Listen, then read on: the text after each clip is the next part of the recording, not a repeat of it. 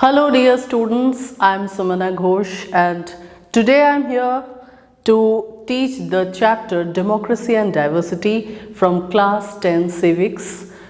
This is chapter number 3. So in this chapter what are we going to learn is basically how democracy responds to social differences, social inequalities, and of course the divisions that exist in the society. In the previous two chapters, that is chapter 1 was power sharing and chapter 2 was federalism. So you have seen how power sharing and how federalism works in a democratic country and how they have been successful. So in this chapter we are going to see how democracy addresses the issues of social inequalities. So before going into detail about democracy, I would like to tell about an incident that took place way back in 1968 in the Olympics. So the venue was Mexico City and the day was the medal ceremony. What happened on that day was for some athletic event, we'll see about the person who won the gold medal was Tommy Smith. The person who won the bronze medal was John Carlos. What was so remarkable about this gold medalist and bronze medalist was that they both belonged to America, USA, and they both were black American athletes. Whereas the silver medalist was Peter Norman, who was from Australia and he was a white Australian. So what was remarkable about this medal ceremony was that on the day of the medal ceremony, Tommy Smith and John Carlos, they both had come to receive their medals in black socks and they did not wear any shoes. What was the reason for that? They were showing protest against the ongoing racial discrimination that was taking place in USA, and they wanted to show their protest against this racial discrimination by wearing just black socks and not wearing any shoes on the day of the medal ceremony. Now, when we talk about Peter Norman, the silver medalist, what happened to him was that he was wearing a human rights badge on his shirt, and though he was a white Australian, he was showing his full support to the kind of protest that was shown by both Tommy Smith and John Carlos. So here we see that Tommy Smith and John Carlos, they both were black Americans who were residing in United States of America, and Peter Norman, he was an athlete from Australia, but even though being a white athlete also, he showed his full support for the movement against racial discrimination. So it was seen that both Tommy Smith and John Carlos, they had been successful in voicing their protest against racial discrimination in such a big international forum called the Olympics. But this was not taken very easily by everybody. People raised questions that is it justified that athletes are staging protest against something which is an internal affair of their country. They are staging protest in some international forum, that too like in the Olympics. So many of them criticized them. Even the Australian athlete Peter Norman, he was criticized. So way back home, when these two athletes had come back to their own country, they had to face heavy criticism that why they had done so. Something like racial discrimination was, they felt that many of the people felt that the racial discrimination was totally an internal affair of the United States of America, and this should not have been brought in the forefront, that too in an international forum like the Olympics. So when they came back home, they had to face a lot of criticism, and what happened to them was that the International Olympic Association found them guilty of staging a protest in an international forum called Olympics, which was a protest against something that was totally away from games or athletics or anything to do with the Olympics. So their medals were taken back. And what about Peter Norman? So back in Australia, he was not taken in the Australian team for the next Olympics. So he was also left out just because he had extended his support for the movement against racial discrimination. So what did the athletes actually succeed in doing through their action in the Olympic Games? They both had succeeded in gaining international attention to the civil rights movement that was taking place in the United States of America. So both Tommy Smith and John Carlos, as we know that they were the citizens of United States of America, and they both were actually students of the St. Jose University. How did the university honor them? Their efforts were honored by the university as the university installed their statues inside the campus. We also find it very emotional to see that in 2006, when Peter Norman, the Australian athlete who had extended his unconditional support to the racial discrimination movement by these two athletes. So Peter Norman died in 2006, and both Tommy Smith and John Carlos, they were the pallbearers in his funeral. So by quoting this example, students, I want to say that this was the way in which social division, social differences was addressed by these two athletes. Social divisions and social differences do exist in every country. We cannot say that any country doesn't have any kind of social difference or social inequalities or divisions, but the way people respond to matters a lot. Next, we come to the topic, origin of social differences. Origin of social differences.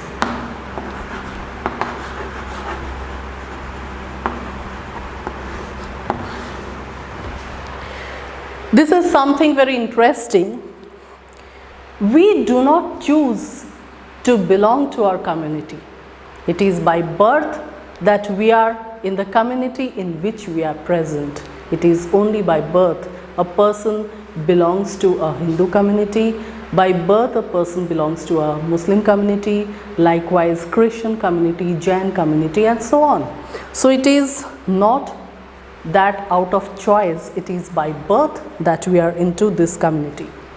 We see a whole lot of people around us, male, female, tall, short, fair, dark, so many people around us, and they have we all have differences of opinions amongst us.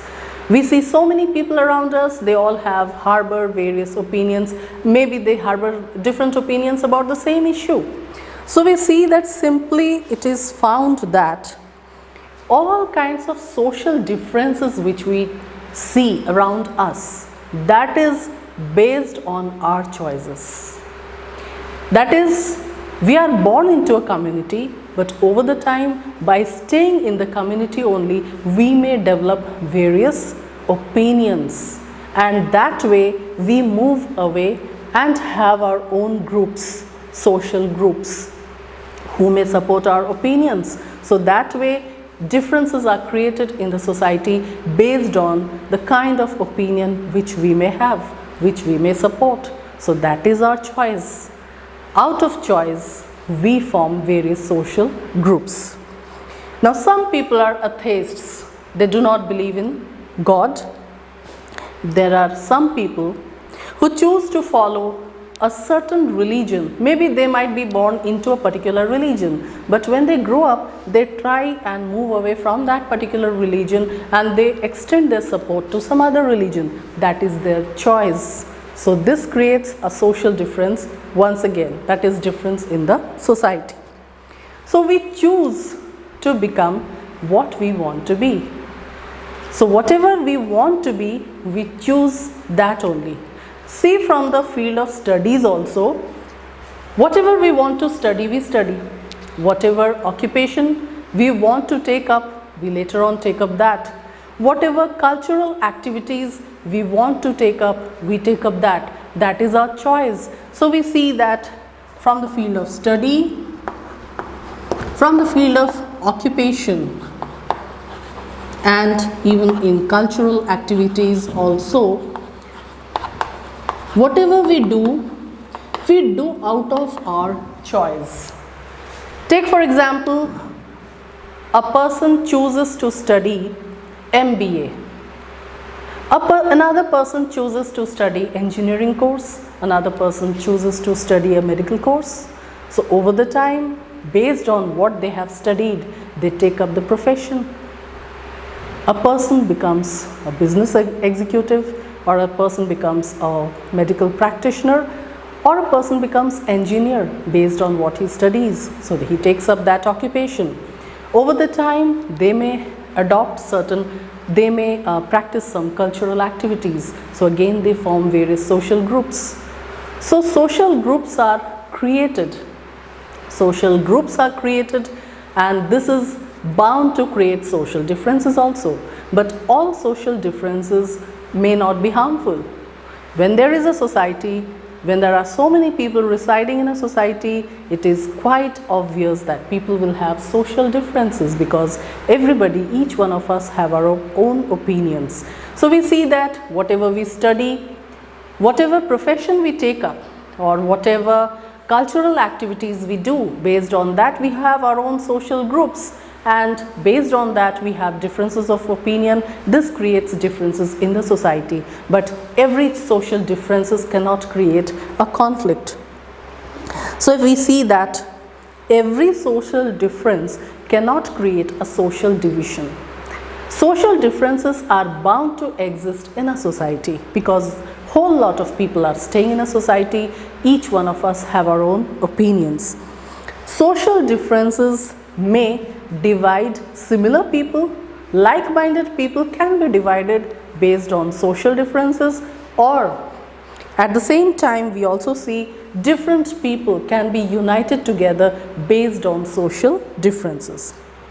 So it doesn't, many of the times we see that it doesn't look for any boundaries. Social groups can be created beyond a boundary. Take the example of gold medalist Tommy Smith, silver medalist Peter Norman, and bronze medalist John Carlos. Three of them, out of them we see that Tommy Smith and John Carlos, they were the residents of United States of America. What did they have in common? They were African American athletes, they were black American athletes. And when we see Peter Norman, he was a white Australian. So here we see that they are different, but what binds them together, or what bound them together in the Olympic medal ceremony, was that they all had shown their support to the movement against racial discrimination. So that had brought them together. So we see that often social groups are formed across the boundary of a country. Many of the times we see that people may belong to the same religion, but they do not feel that they belong to the same religion, because we see that within their religion there might be castes and subcastes. So in a religion, people belonging to different castes may not go well with each other. So a person belonging to a particular religion may not feel close to the person belonging to the same religion but a different caste. But at the same time we see that two or more than two people belonging to different religion but the same caste, they unite together, because what is common there? Their caste is common, or their sect is common. So that binds them together. Even in case of family also, we see that in a family, suppose a person is very rich in a family, and in the same family some other person may be there who is a very poor person. So the rich and poor person may not get along well with each other due to their economic differences. So, this shows that we all have more than one identity. We all have more than one identity, and we may belong to more than one social group. We cannot restrict ourselves to a particular social group. We may have more than one social group because we are living in a society which is open, which has so many people, which has so many ideas, differences of opinions, and that creates difference in the society, that creates social groups, and a person may have multiple identity by belonging to different social groups. The next topic that I take up is overlapping and cross-cutting differences.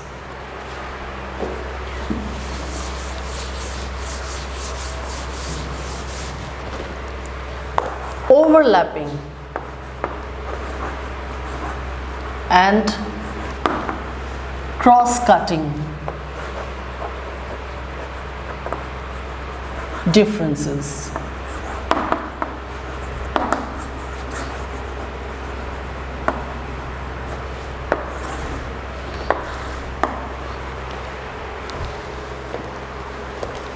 Now, social division takes place when some social differences overlap with other differences. In a society, we know there are bound to be differences among people, but that may not create a social division. But social division is created or takes place when one kind of social difference overlaps with other kind of social difference. Let's take the example of United States of America. In United States of America, there are social differences between the black and the white community, because the black community tends to be poor, the black community tends to be homeless and discriminated against. So when we take up United States of America, the example, black community, mostly people belonging to this community tend to be poor, tend to be homeless, though not all, but mostly they are seen as poor, they are seen as homeless, and they are seen as discriminated against.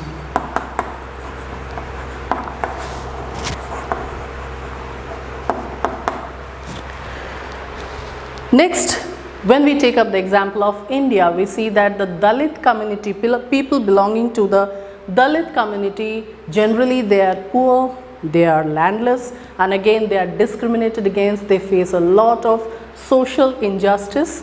So in India also we see that people belonging to the Dalit community, the Dalits, again they are poor, they are landless, they are discriminated against,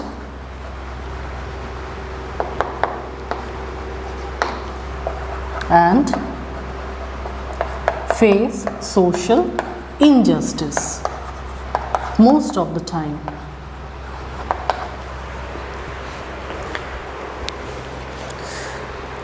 Now, what happens is, over the time, people start feeling that they belong to different communities. When over the time there are lots and lots of social differences which overlap with one another, people start feeling that I am from a different community, I am not from this community, I don't belong to this community. If social differences cross-cut each other, then it is difficult to pit one group of people against another. So now, it may happen that one group of people in a society, they may share common interest on one issue, but in a different issue they may be moving apart. I hope you understand. A group of people, they agree on some one issue. A group of people are there and they all are agreeing on one particular issue. But when it comes to another issue, again they are moving apart. It so happens.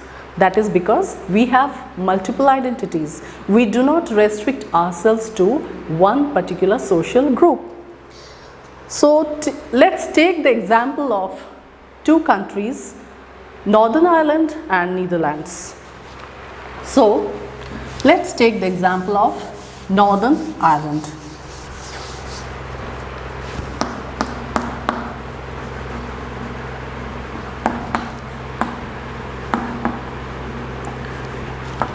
The population of Northern Ireland is dominated by the Christians. Population is dominated by the Christians.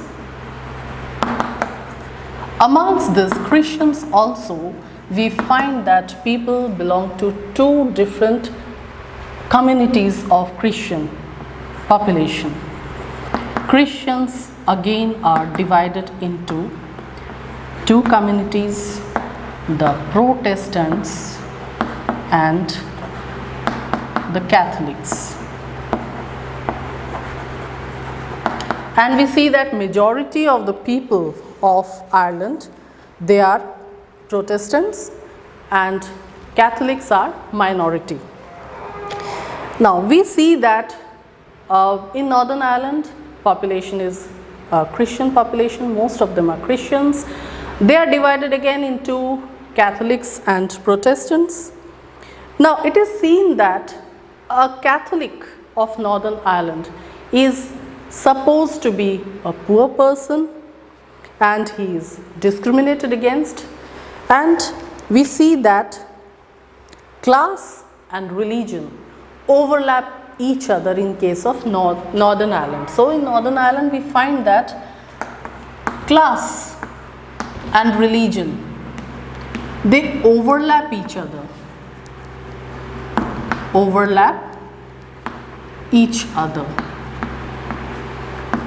That is why we see that a person belonging to the Catholic population, he or she is expected to be poor, to be discriminated against. But when we take the example of Netherlands, here also majority of the population, they are Christians only. Again, they are also differentiated into Catholics and Protestants. In case of Netherlands also we see that the Christians are of two categories, the Protestants and the Catholics. But unlike Northern Ireland, where class and religion overlap each other, here in case of Netherlands, class and religion cross-cut each other.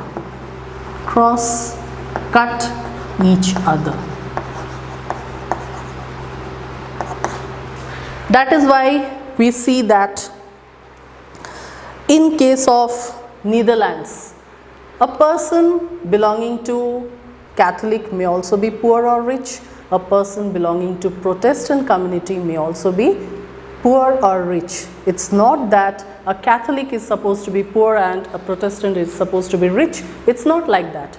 But in case of Northern Ireland, it has been found that Catholics are invariably considered to be suffering from discrimination, and they are supposed to be poor, they are supposed to be landless, not getting any kind of facilities. But in case of Netherlands, though the dominant population is having the religion Christianity, and Christianity is again people belonging to Christian religion, again they are divided into two communities, that is Catholics and Protestants. But unlike Northern Ireland, here we see that class and religion cross-cut each other. That is, a person, a Catholic can be rich and poor, at the same time a Protestant can also be rich and poor. So we cannot demarcate clearly that Catholic is poor and a Protestant is rich. So definitely we see that Northern Ireland, there were a lot of conflicts between the Catholics and Protestants, because the Catholics always felt that they were deprived, they were poor, they were discriminated against. But such a thing never happened in Netherlands, because both were at par with each other. In every country, there is bound to be some kind of social difference. It doesn't matter What is the size of the country?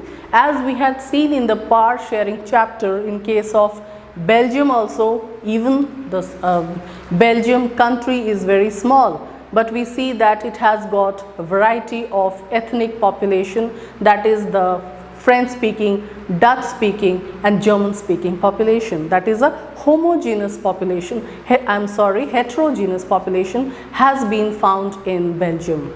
That is, they have social differences, and it is bound to happen when multicultural, multilingual people stay at the same place.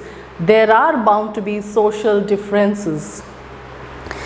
But in case of Germany and Sweden, once Germany and Sweden used to be having homogeneous population, that is population of the same kind.